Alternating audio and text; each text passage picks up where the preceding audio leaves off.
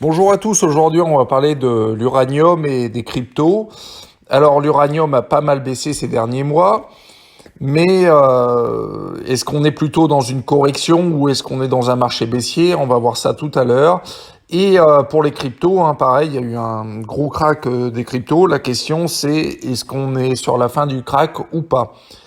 Alors, on va commencer par un petit article que j'ai trouvé qui est sympa, qui montre que Biden, pour éviter de prendre de l'uranium russe, va remettre 4,3 milliards de dollars dans l'industrie de l'uranium et surtout pour les producteurs d'uranium. Donc là, il va le présenter au Congrès. Voilà, donc c'est quelque chose qui va bien sûr amener des liquidités sur l'uranium, donc sur les matières premières, surtout sur l'uranium, et c'est plutôt une bonne chose. Alors maintenant, je vais vous montrer un schéma qui est sur, du moins le SP500. Donc en 73, le SP500 était très haut et le prix de l'uranium était à 32 dollars. Donc c'était la période de l'inflation, les années 70. Donc entre 73 et 75, il y a eu une forte baisse du SP500. Donc à ce moment-là, l'uranium a un petit peu baissé. Et puis quand c'est remonté, l'uranium est remonté jusqu'à 200 dollars. Donc c'est-à-dire il a été multiplié par 6. 6 ou 7, ouais. Euh, et en fait, voilà, c'est pour vous dire qu'on est un petit peu dans la même configuration aujourd'hui. On a une inflation qui est forte, qui est à mon avis hors de contrôle. L'inflation va finir par se tarir un petit peu, bien entendu, mais on ne sera jamais aux 2% de ce que voulait la Fed ou la BCE.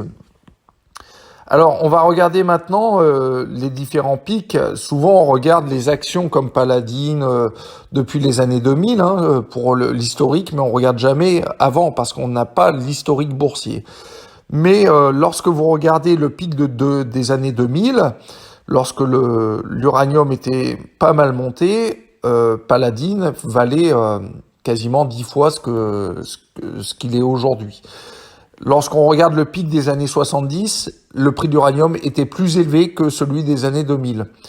Ce que je veux vous dire par là, c'est que je ne sais pas jusqu'où va monter le prix d'uranium, mais il est fortement possible que ce prix d'uranium arrive au moins sur celui des années 2000 et peut-être plus, ce qui veut dire que le prix des actions sur l'uranium va augmenter fortement parce que leur marge va exploser et je pense que on peut bien faire du x10 sur certaines actions.